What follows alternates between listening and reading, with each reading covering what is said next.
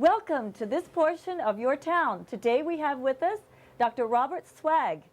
He is from Riverside, California, and is a member of the UCS, Union of Concerned Scientists.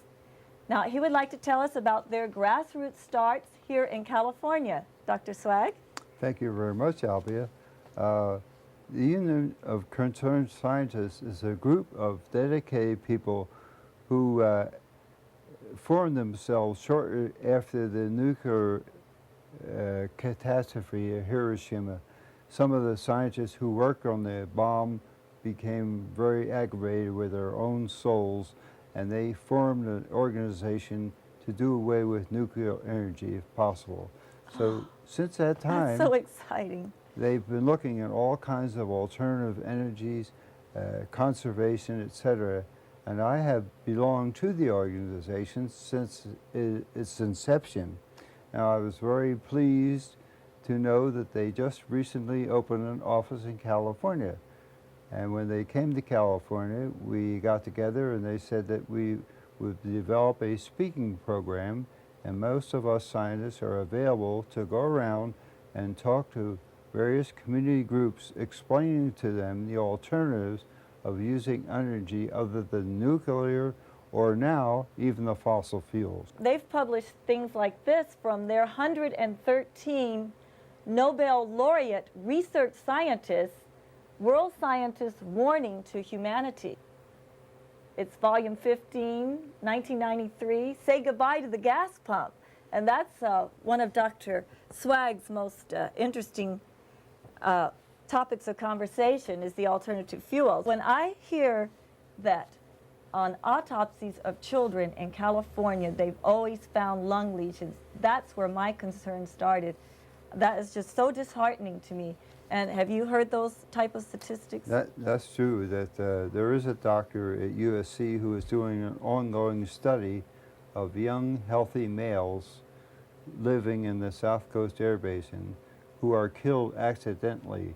And he does autopsies and looks at the lungs of the men who live in this area, and he has found that their lungs are 20 to 25 years older than their cohorts because they live here in the South Coast Air Basin. So this is an ongoing study, and every time he does a remission of the study, he finds that it's more of a serious problem than we once thought. And you're looking at a book there that has to do with the effects of air pollution on children and asthma. And if you follow the newspapers lately, you'll see that we have confirmed the fact that air pollution is indeed causing more asthma in children, making it worse for them, more difficult to treat, causing more hospitalizations, and a higher death rate than we've ever seen before. And it's all due to the increase of the air pollution in the urban areas. Now, would you say development of our urban areas has a negative effect on air pollution if we continue to make a track housing? Is that going to increase? Simply, they don't want to argue with me about the car increase because they say the cars will be clean right soon. Well, I pray that they will be. However, just the housing areas themselves and the increased concrete, doesn't that produce heat? And oh, it certainly does. And I think that one of the good things that we have done in the Riverside area was that before any building can be done, they have to have an environmental impact report study. And if you can see that by paving over more of the ground, cutting down more of the trees, you're going to be producing more air pollution because the people will be using more electricity. Therefore, the electric plants are going to be making more air pollution, and the streets will be emitting more heat, which you have to cool, which will require more energy. I think that we've decided that if we do have to increase population, we should concentrate them in a smaller area and leave more open space for nature to take care of some of the pollutant areas. It's faster than you think. You can connect Pasadena.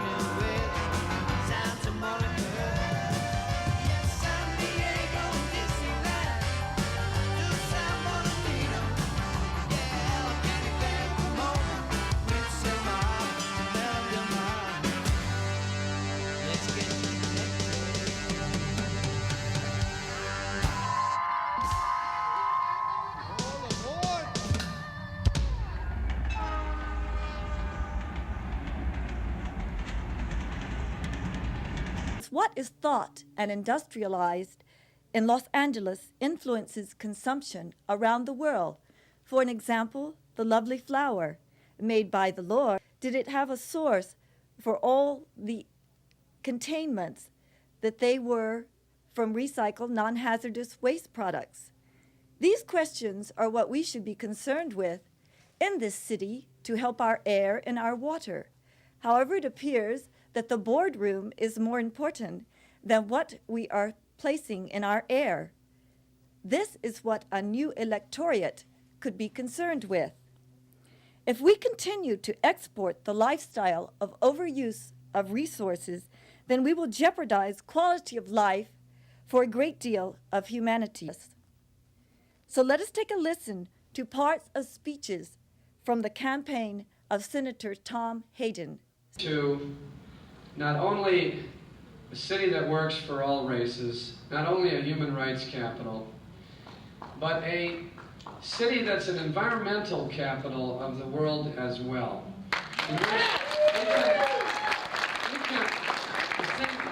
The thing about being mayor of Los Angeles that's different than being mayor of any other city is that Los Angeles is a stage that all the world looks at.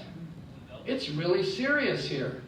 You've got a cancer problem that's been out of control for years, and people still think there's some magic technological solution to it.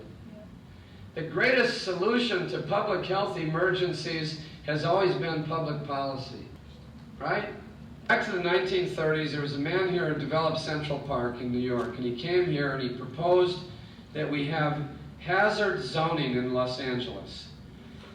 He proposed that there be parks, that the hillsides be kept alone, that there be watersheds, and that the zoning for housing be dense and be cosmopolitan and very charming, but don't put people in the way of mudslides and fire. We have to stop this. And it's an election in which the environmental issue, joined with the issues of social justice, can make the difference in making this a more livable Los Angeles and an environmental example to the whole world. Thank you very much.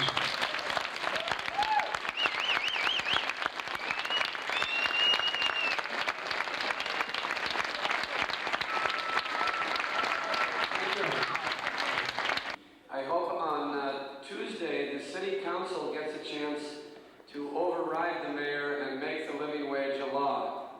Espero que los concejales hagan posible el salario vivible.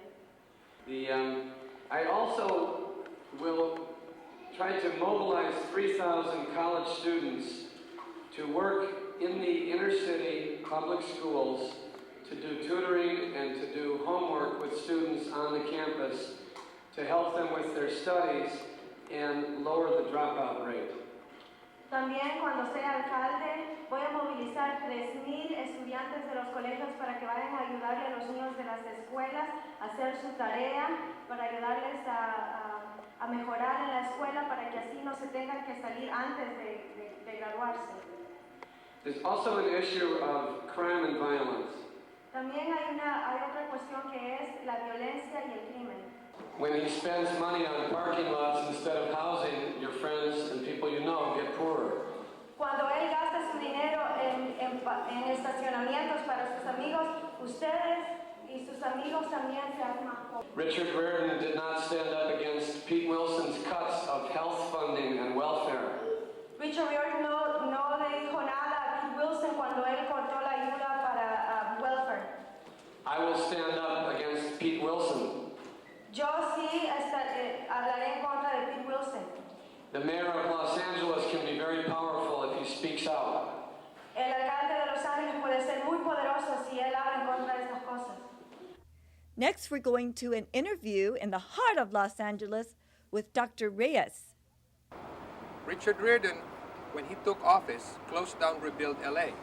We were getting billions of dollars from the federal government to actually make sure that the city becomes a livable place.